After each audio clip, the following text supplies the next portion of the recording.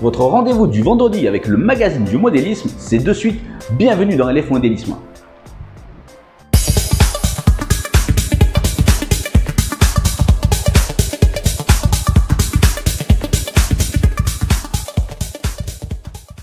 Bonjour et bienvenue dans LF Modélisme, votre chaîne qui vous parle de modélisme. Bienvenue dans le magazine du modélisme, ce nouveau rendez-vous que je vous propose depuis le début de la saison 3, tous les vendredis maintenant. J'espère que vous avez bien apprécié le numéro 1 la semaine dernière. D'ailleurs, n'hésitez pas à me dire, à commenter si vous aimez ce genre de format de magazine où l'on mélange un petit peu actualité et intervention de modélistes de tout niveau pour présenter des tours de main, des tutos, des présentations, etc. Donc voilà, sans plus attendre, on va voir le sommaire ensemble aujourd'hui et puis moi je vous retrouve en fin de magazine. À de suite.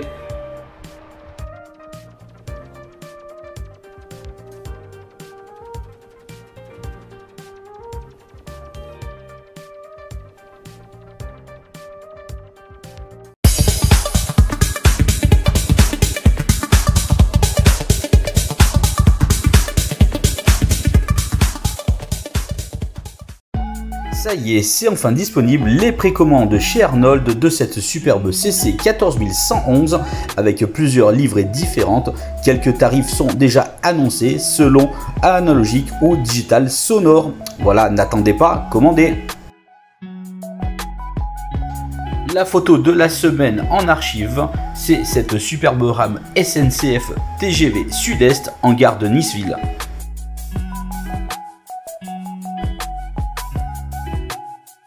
À présent, cette semaine dans le mag, le point de vue de Doc PSX sur les coffrets de démarrage. Ah! Bonjour à tous! Bien, voilà. C'est moi, Christophe, du réseau de PSX. Certains m'ont surnommé Doc, alors je me suis dit, bah voilà, c'est juste indispensable. Excusez-moi, mais je suis de garde, hein, alors on peut peut-être être dérangé. Donc, je me suis dit qu'il serait peut-être intéressant pour les débutants de parler de coffrets de départ. Pourquoi? Parce que on entend un certain nombre de choses qui sont justes sur les coffrets de départ, en disant voilà, pour intéresser les jeunes, pour attirer du monde, il faudrait développer les coffrets de départ. Bon, d'accord, très bien. Alors, question budget, les premiers coffrets, j'ai regardé un petit peu. Un coffret en analogique, faut compter à peu près une centaine d'euros. Quelle que soit la marque, hein, toutes les marques en font, évidemment, pour mettre le pied à l'étrier pour leurs nouveaux clients. Donc, des coffrets, ça va donc à partir de 100 euros jusqu'à des sommes très importante. Évidemment, plus vous mettez une somme importante, plus vous avez du matériel et plus vous avez du matériel élaboré. Bon, jusque-là, ça va. Hein, tout le monde comprend le système. Hein, je vous rappelle que ça existe depuis toujours. Depuis qu'il y a des trains électriques, et même avant, je crois que même les premiers trains à vapeur vive, les tout premiers Markling dans les années, début des années 1900, peut-être même un petit peu avant, hein, nous avions des coffrets de départ. Il y en a toujours eu. Sauf que j'aimerais prendre, j'allais dire, le sujet par l'autre bout. Plutôt bout constructeur. Hein, excusez-moi une minute. Une urgence.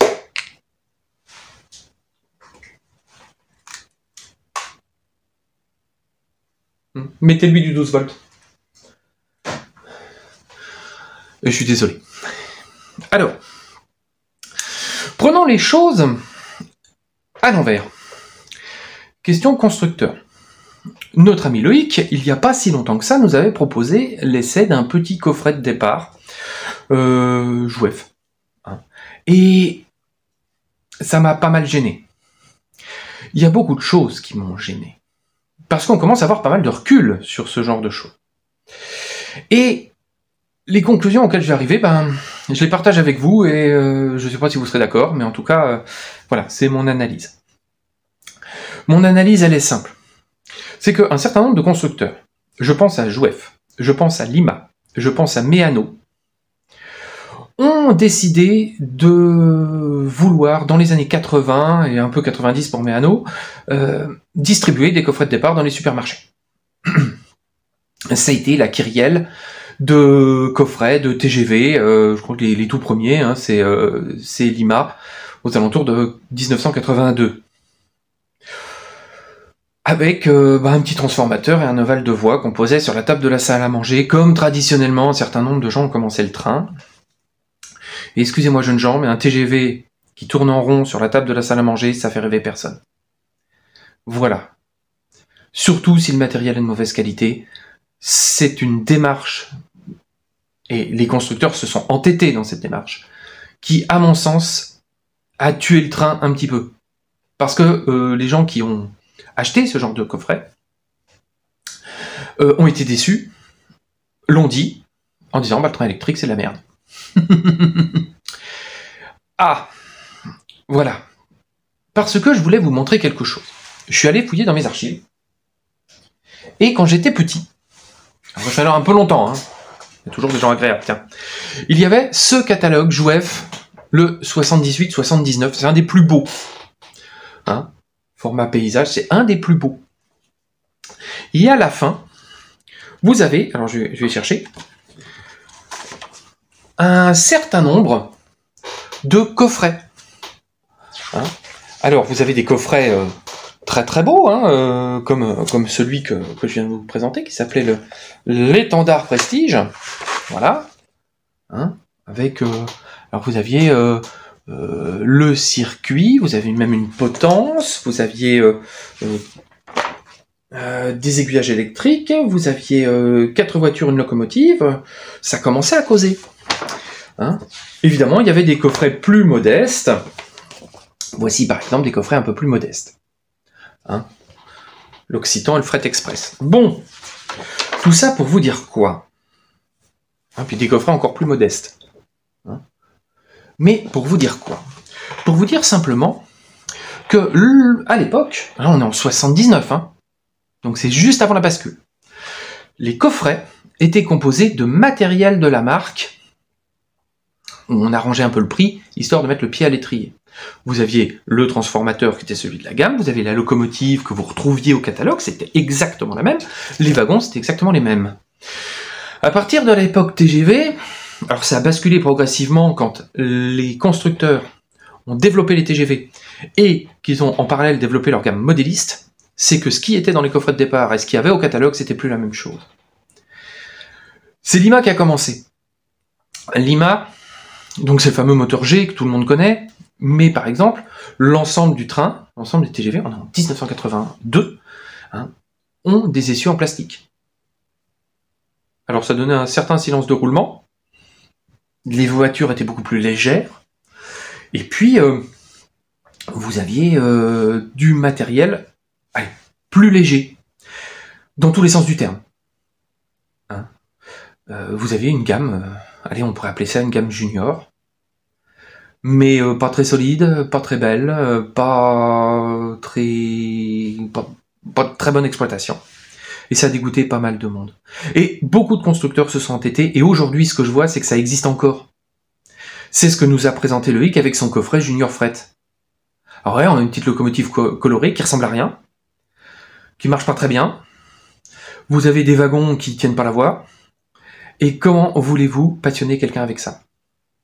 Je rajouterai quelque chose, et je l'ai dit, un ovale sur une table, ça fait rêver personne. Parce que ce qui serait pertinent, et je suis désolé, mais les moules sont largement amortis, il faudrait agrémenter le petit réseau. C'est-à-dire 2 aiguillages, une voie d'évitement, oui, d'accord, mais aussi, et ça serait simple, une petite gare, un tapis de jeu. Je parle pas de relief. Je parle simplement d'un tapis de jeu qui ferait que les gamins pourraient acheter, et ça on pourrait le voir en coffret complémentaire, ça existe pour les voies, et pourquoi pas pour le décor? Pourquoi pas pour le décor? Des maquettes à prix serré, hein, pas trop moche de préférence, hein, où vous auriez...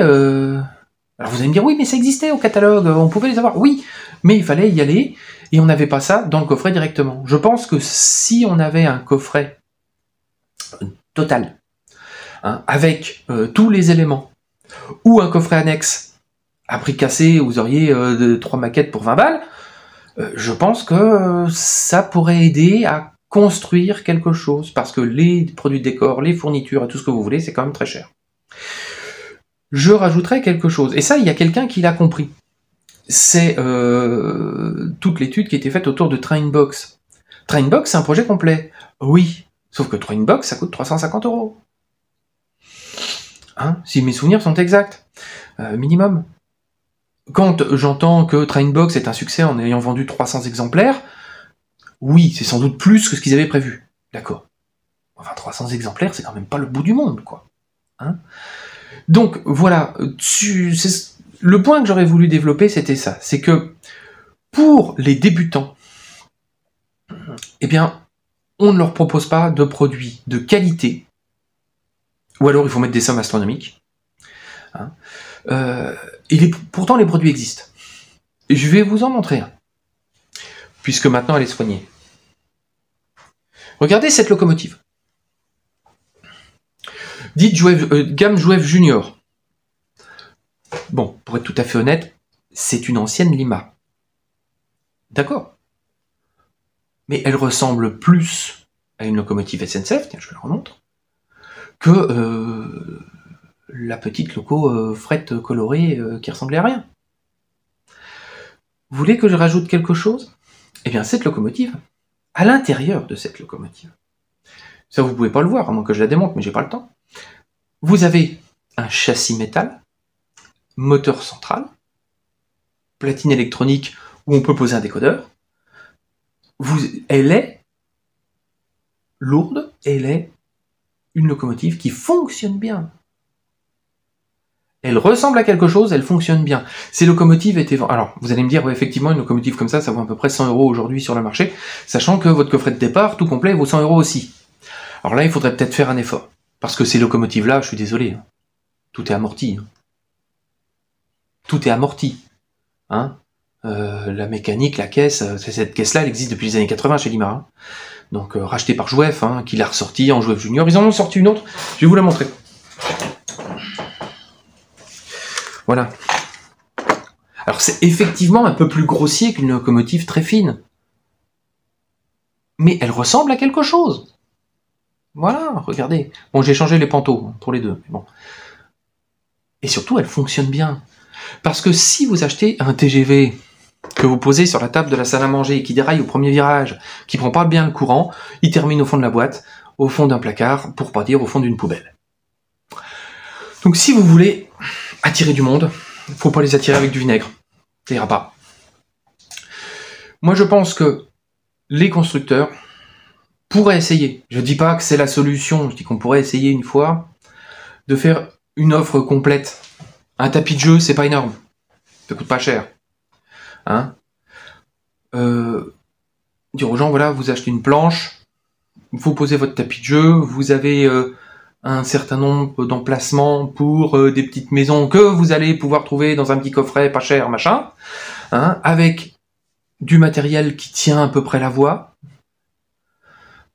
Et puis, voilà. Est-ce que, effectivement, la question, elle est là? On dit qu'on va attirer du monde, et on leur propose pas de choses attrayantes. Moi aussi, j'en ai acheté des coffrets de départ. Hein. J'ai acheté un coffret de départ TGV Lima parce que c'était pas cher et que je voulais un petit TGV. Bon, c'était à l'époque où voilà, les moteurs des coffrets étaient les mêmes que les moteurs catalogue. Aujourd'hui, c'est différent. Prenez un TGV Jouef dans une boîte et prenez un TGV modéliste et c'est pas du tout le même matériel. Et ça, je pense que c'est une faiblesse. On n'attirera pas des gens avec du matériel de mauvaise qualité, mais il faut faire un effort de prix parce que si votre premier coffret de départ en analogique, il y a 300 € et votre coffret digital il est à 500, vous n'allez attirer personne non plus. Hein. Voilà. Déjà que c'est chronophage, déjà que ça prend de l'espace. On peut pas en plus se permettre de dire ça marche pas, quoi. Je suis certain qu'il y a peut-être des parents, enfin en général des hommes, hein, qui ont eu des trains électriques quand ils étaient petits, ou qui ont connu des gens qui avaient des trains électriques, qui ont joué avec des trains électriques, et qui seraient peut-être ravis de partager ça avec leur enfant. Mais c'est rebutant. Parce que ça prend de la place, ça prend du temps, et si en plus ça marche pas bien, ben c'est pas comme dans mon souvenir, quoi. Voilà. Je pense que pour attirer les jeunes, il faudrait peut-être passer par les adultes, comme courroie de transmission de la passion. Ceci dit, les adultes aujourd'hui, les gens qui ont 30 ans, ou 40 ans, qui sont parents, c'est déjà la génération de ceux qui ont connu les premières consoles. Parce que tous les jouets techniques, mis à part peut-être Lego, tous les jouets techniques sont en perte de vitesse. Tous, absolument tous. Hein, donc le train électrique, je vous fais pas de dessin, c'est passé dans la catégorie modélisme pour les passionnés, comme l'aviation, comme le circuit 24, hein, ça a quasiment totalement disparu, sauf quelques passionnés. Bon, je m'avance peut-être un petit peu. Mais tout ce qui est radiocommande, c'est devenu très très cher, donc hein, l'aéromodélisme, je suis désolé, hein, vous voulez pas de gamin. Hein. Donc l'idée c'est ça, la courroie de transmission. Mais avec des produits sympas. Avec des produits sympas. Ça existe. Les constructeurs, donc je pense à Pico, je pense à même Rocco, hein, Rocco à un moment mettait des Y8000 dans les coffrets de départ, hein. Et ils n'étaient pas différents de ceux qui étaient au catalogue. Jouef, je vous en ai parlé. Lima, bon, Lima fait plus de français, mais bon. Il existe des produits qui ressemblent à quelque chose, qui sont pas très chers chez les constructeurs à produire, parce que ça existe depuis des années, que les moules existent et qu'il n'y a pas d'investissement en RD, en recherche et développement. Bien, c'était l'analyse, j'espère, de Doc PSX, comme dit Loïc. Hein, j'espère que ça vous a intéressé.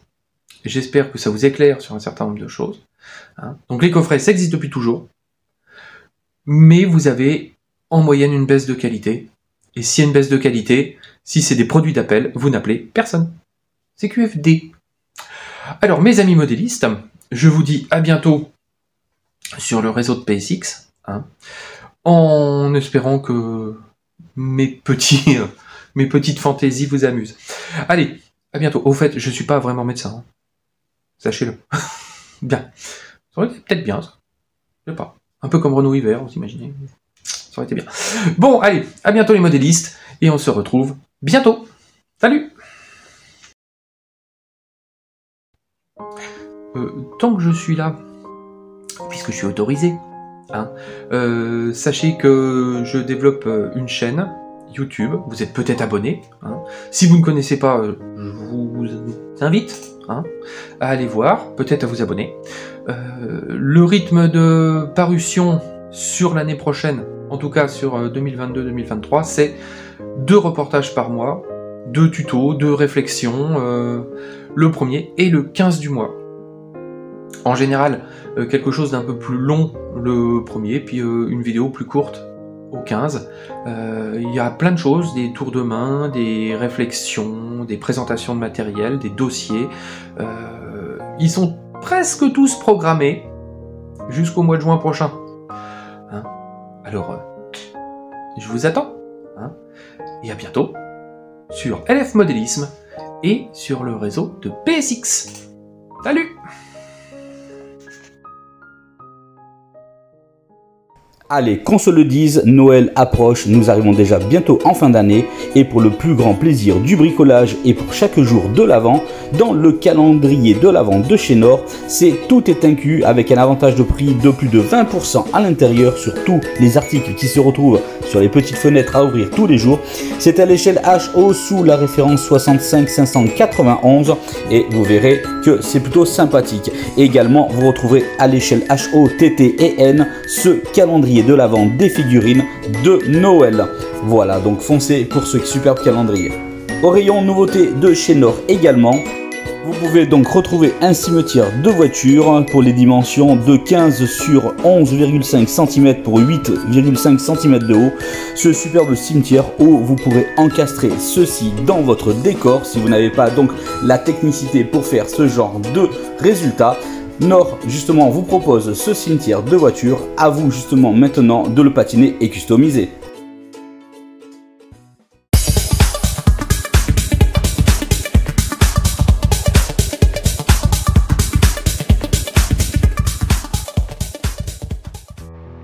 Voilà chers abonnés, et vous peut-être qui êtes passés sur la chaîne juste pour avoir découvert ce magazine, n'hésitez pas d'ailleurs à venir rejoindre la communauté de LF Modélisme. C'est plus de 150 vidéos, reportages et découvertes de modélistes et de tutos et de déballage de matériel à toute échelle. Il y a de quoi se faire plaisir. D'ailleurs, n'hésitez pas à commenter et à partager la chaîne afin de la faire découvrir. J'espère que vous avez apprécié ce numéro 2 de ce mag. On se retrouve la semaine prochaine pour une nouvelle édition du mag du vendredi pour votre chaîne dans le monde du modélisme ferroviaire. Ce plaisir, on se fait plaisir tous ensemble. On est une famille autour du train miniature. À la semaine prochaine. À ciao ciao.